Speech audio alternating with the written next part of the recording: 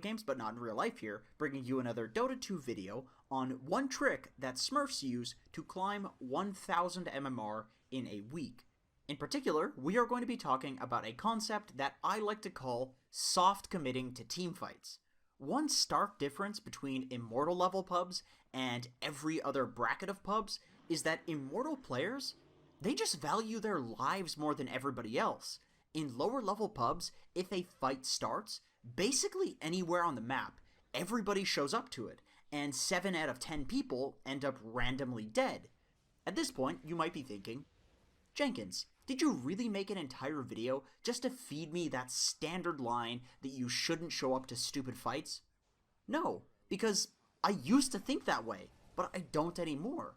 I think that's actually a really naive, best case scenario approach to Dota, and Dota is a game of mistakes at its heart.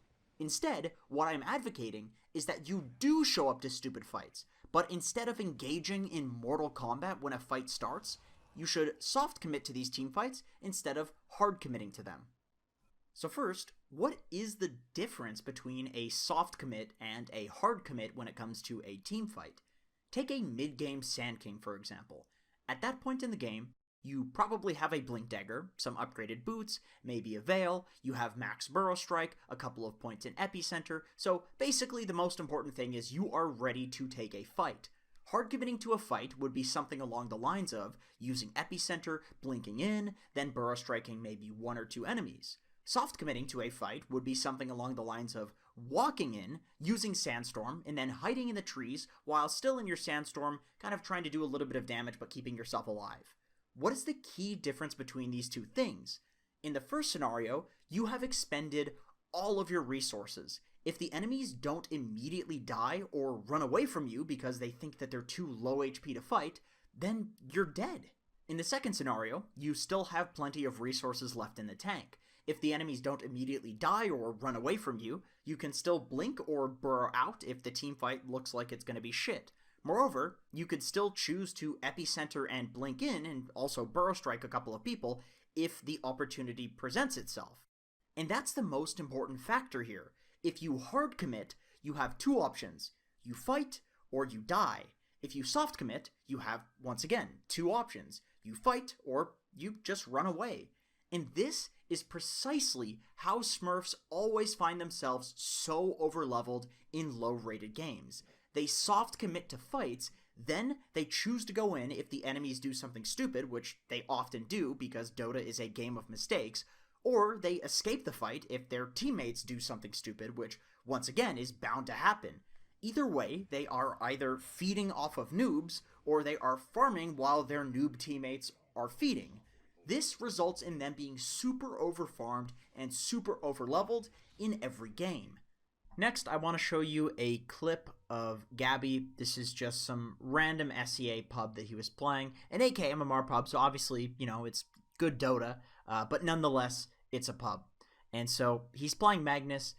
In this fight, he chooses to soft commit. Eventually later, I would say that what he does is a bit of a hard commit, but once again, going back to the concept, this is exactly why you soft commit, so you have the choice. So look at how he plays this fight. They're smoking around. The enemy team has just taken Roshan. If we look at what is available for Gabby and his team, he does not have reverse polarity. This is exactly why the enemy team is taking Roshan. They feel like they're strong because there is no RP, and they're probably right. And so, because of this, Gabby chooses to play this fight safely. What he does is he walks in,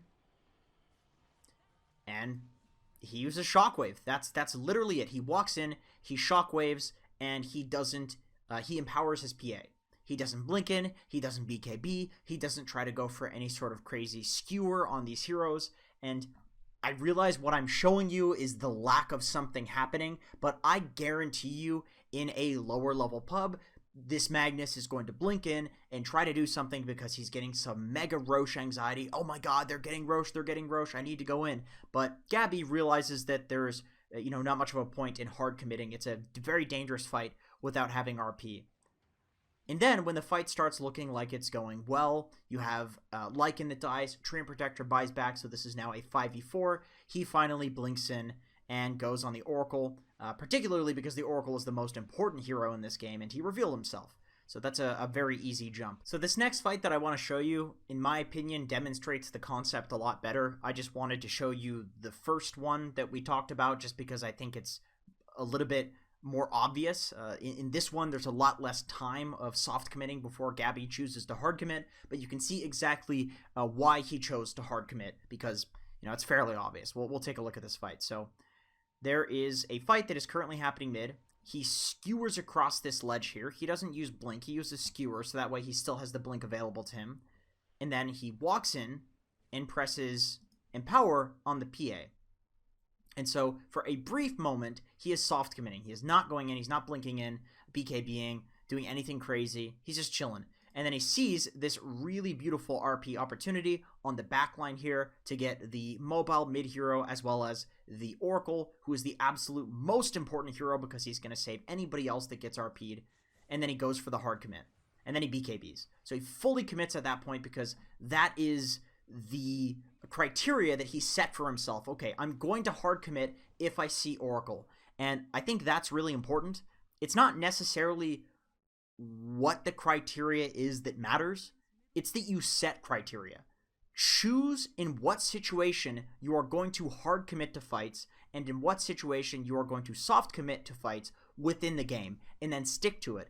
The final clip that I want to show you is from a game where Paparazzi was playing, also Magnus, where he doesn't hard commit to a fight. He doesn't have a blink dagger, but once again, doesn't matter what you have. This is a concept on every single hero with any items in the game, where he soft commits to this fight, and as a result, he is actually able to survive, even though the fight is quite shit. So, as you can see, he's got a Juggernaut farming, he's got a Bane farming top, so this fight, it might be good, it might be bad. He shows up to it anyway. He walks in and gets ready to shockwave, but he gets caught. The Lion hexes him, and then the Batrider uses Lasso on him. So all he wanted to do was walk up and shockwave, and then this happens to him. So the enemy team, they did a pretty good job catching him out. And the thing is, he could have skewered in and tried to RP. He could have skewered in and tried to hit the shockwave, but he didn't. So as a result, they use every spell in the book on him, and he's able to RP the bat and skewer the bat towards the Juggernaut and walk away from it.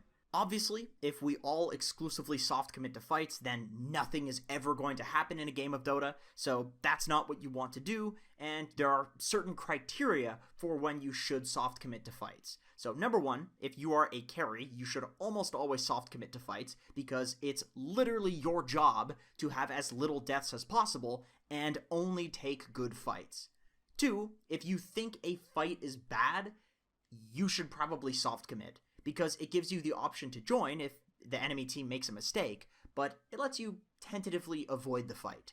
3. If you aren't sure if a fight is good or not, a lot of the time the best option is to just soft commit, because sometimes you only get a couple of great fights in a game and you aren't sure which one is which, and missing them will make or break the game, so soft committing means that you can be there in case that turns out to be the game-winning fight. Okay, so now that we know when to soft commit, I think that's basically it, honestly. When do you hard commit to fights? Number one, if you are an offlaner, you almost always need to hard commit, because somebody has to be the guy that forces fights, and almost always this falls under the jurisdiction of the offlaner. 2, if the fight is good, you should probably hard commit to it, because by definition, when a fight is good, all you have to do is press your buttons, and you're going to win the fight and then probably the game. That's it for this video. Thank you so much for watching. I do appreciate you checking it out and watching until the very end. If you would like to support your boy, make sure to like, comment, and subscribe.